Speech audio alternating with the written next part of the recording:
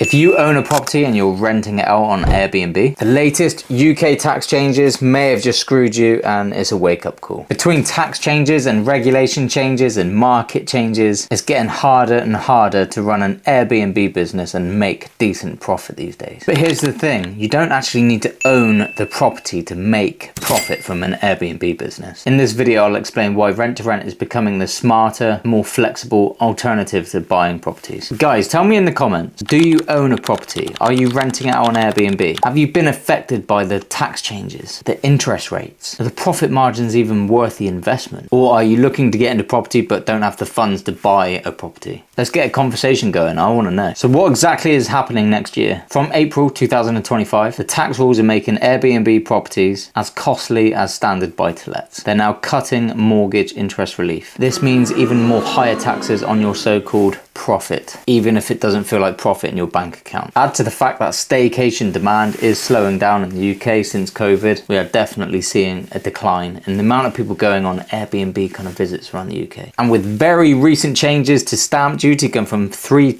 to 5% on your second buy-to-let, it's clear that the government and what they're doing, bringing in changes and regulations around trying to escape the 9 to 5. You want to make more money? Fine, we're going to tax you more money. How evident is that? Estate agents were going crazy on the evening because the government gave you 24 hours notice before these changes come into place. I've seen people all over Facebook, they were just about to exchange on properties and within 48 hours they had to find another £3,500. It's crazy. The government are really clamping down on innovative ways where you can become financially free, and it's not fair. But life isn't fair. But it does beg the question, is property investment even worth it anymore? All of my students that have rent-to-rent, they was deadly silent, because if you rent a landlord's property, we're not affected by regulations and market changes and interest rate hikes. It's not our property. We don't pay the mortgage. The rent is an expense. Honestly, rent-to-rent is going to blow up. This strategy is still so early and it's so appealing. The government can't really clamp it down. They can introduce regulations and fire regulations of 2023 for serviced accommodation. Fine, we become compliant.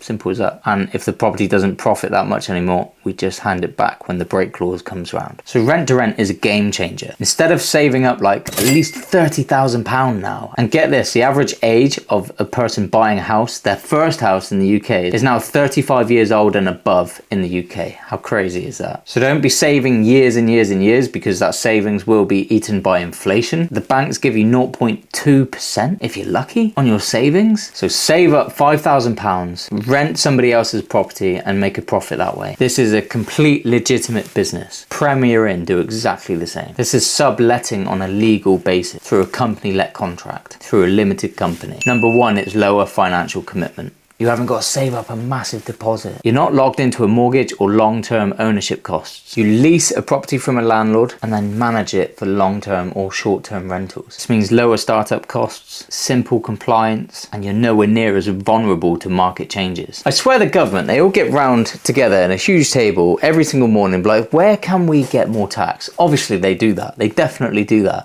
But they must look at all of the innovative ways, and the majority of people have a lot of savings, or they're trying to save to buy their first house or buy an investment asset, and they are literally having discussions like, where can we get more tax? Capital gains tax, corporation tax on limited companies. Did you know VAT was introduced on a COVID basis? It was an emergency tax to get through something. The emergency ended. Oh, we'll keep VAT. That's a nice income. They're always introducing new taxes and regulations to make it harder for you guys to make money, and you've got to get ahead of that curve. Look at the huge businesses around the world. Uber, they don't own any cars. Airbnb business itself, they don't own any of the properties that you see that you can book. None of them. Uber Eats don't even own the restaurants. If you can control somebody else's asset and make a profit from that, that is the best position to be in, because you're not vulnerable, like I said, to the market changes, and the government can't tax you. And if they do, if they bring out a new regulation to manage to be able to tax you, you hand that asset back. Honestly, rent to rent is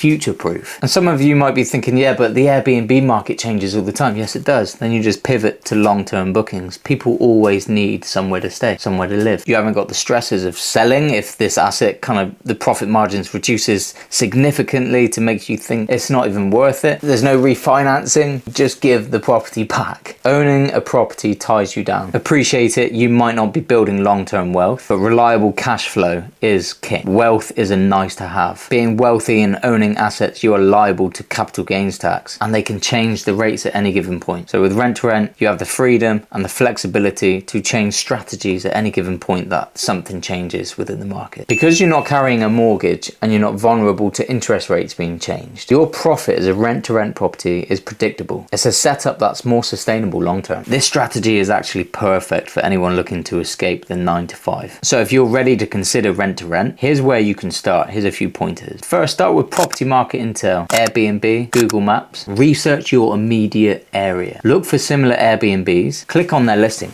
Scroll down to the calendar where you can literally see the calendar and look how many bookings they've got. That should give you an indicator on how popular that one property in that area is. Read the reviews. How much is their nightly rate? Fill yourself with confidence that this Airbnb is a popular property because of XYZ. Next, go on Rightmove. See if you can find any properties for rent within that area. Next, you're going to need to get comfortable negotiating with landlords and agents, because that is essentially the next step to taking on a property. You're going to be offering them a hands-off approach and guaranteed rent. It's definitely a win-win situation for the landlord if you know how to pitch it correctly. In the description, I'm going to leave my SA calculator. So make sure you go to the description, click the link to download that. That will help you stack deals. It's really simple to use. With property ownership getting riskier and riskier every single year, and even to be fair, at the moment, it just seems like every single week, the government, the Labour government are coming out with something different. Oh yeah, we forgot to tell you this. It's mental. They're seriously attacking the short-term let market at the moment. And that's probably the government thinking about it, capitalizing off of the COVID kind of Airbnb boom after COVID, where staycations in the UK, it was so popular. So that's what I would suggest you guys do, is find the landlord's property, rent it and make profit that way. That way you're not vulnerable to the market and tax changes. My clients do this on a daily basis. They go on viewings, they make offers. Yes, there's rejections.